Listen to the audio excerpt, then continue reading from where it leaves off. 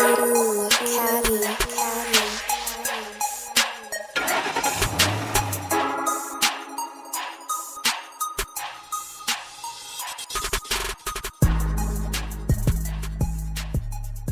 What's good? It's Cadillaktrackz. This is quick tip number 14. Today's quick tip is going to be about side chaining. Side chaining is something I wanted to do for a long time, but I could never do it because I could never really understand how to do it. You know, I knew what it was doing. I knew the concept of it, but I didn't really know how to do it. And I didn't know how to tell if I was doing it right when I would try to do it. But I'm going to go ahead and I'm going to show you a method that I learned. This is how I learned how to do it. There's a lot of ways to do it. There's a lot of plugins, a lot of ways you can do it. This is how I do it. I like this method because it's visual. I can see it working, literally. I'm going to go ahead and I'm going to show you what I'm talking about. I went ahead, I loaded up this 808, and I made a real simple pattern. You can see it's a looped 808 sine wave. It sounds like this. Let me go ahead and turn my audio on for y'all. All right, here it goes right here. I got the metronome on.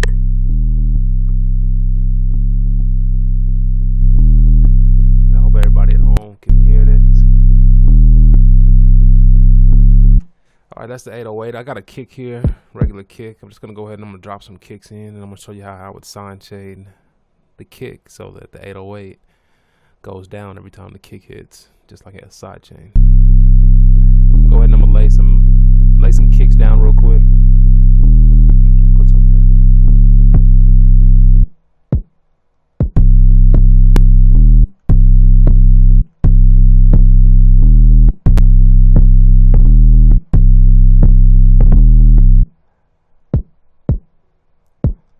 Something like that.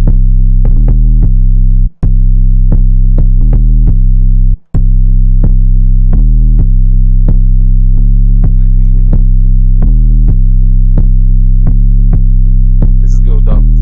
Alright, so I have this kick pattern right here.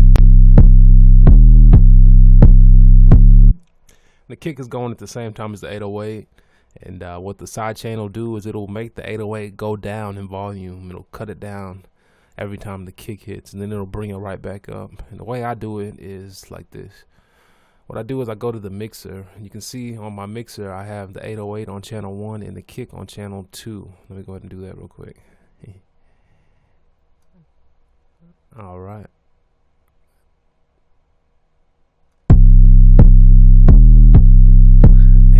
These two are the channels right here. This is the 808, this is the kick. And as you can see right here, what I've done is I clicked right here on this little knob, just like I would click like right there.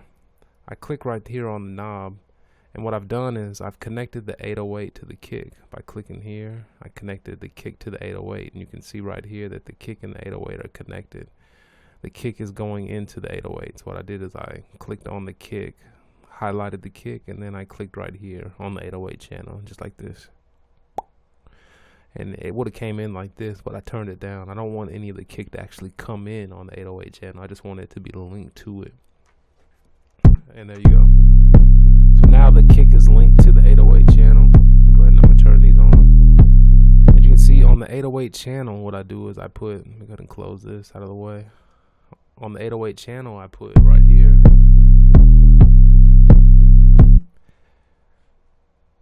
a limiter. The Fruity limiter also has a compressor in it, which also has right here a side chain function. So this is a Fruity limiter. Just opened up Fruity limiter right there. Fruity limiter. Once I got Fruity limiter open, you can see right here that, go ahead and turn it on. It's showing me the waveform of the 808. And that's it right there. It's just like a solid brick, you know. And I want the kick, I want every time the kick hits, I want it to come down, you know.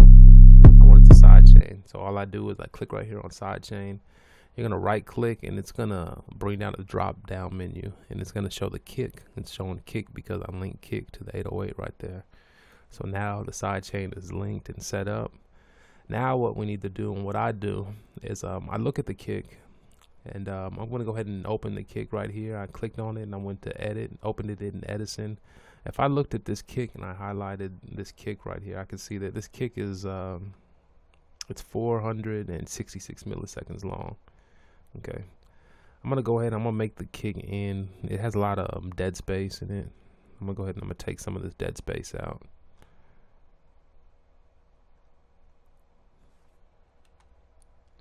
All right, now I have another kick right here. This kick now is 162 milliseconds. It's important to know how long the kick is. All right, I'm gonna go ahead. I'm gonna drop this kick in here. Now I have the new kick right there. And I'm gonna go ahead and over here to the limiter. And on the release, I'm gonna set the release time right here for as many milliseconds as I know the kick was. And I think the kick was, I think we had talked about it. It was 162 milliseconds. I'm gonna put this release here at about 162 milliseconds. A lot of times my kicks will only be going to about 20 milliseconds. Once I have that set, I'll go ahead and I'll set the threshold and I'll bring it down. You want the threshold to come down quite a lot, and you can see right here it's working now. The side chain is working. I brought the threshold down, and every time the kick hits, it's coming down, just like this thing is showing right here. It's coming down and it's cutting and it's coming right back up. That purple represents where it cut down or cut out of the 808. And you can probably hear that now. But this is how I see it, not just looking here. This is how I see it. I click right here on the mixer to view waveforms. And when I view the waveforms on the mixer, you can really see it right here. Look at this. Look at those cuts.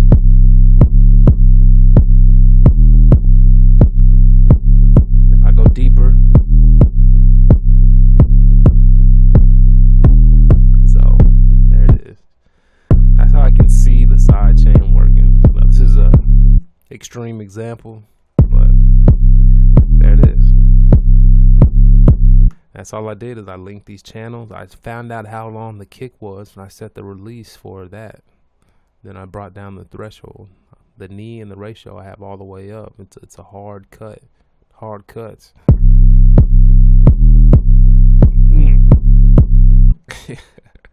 Alright, man.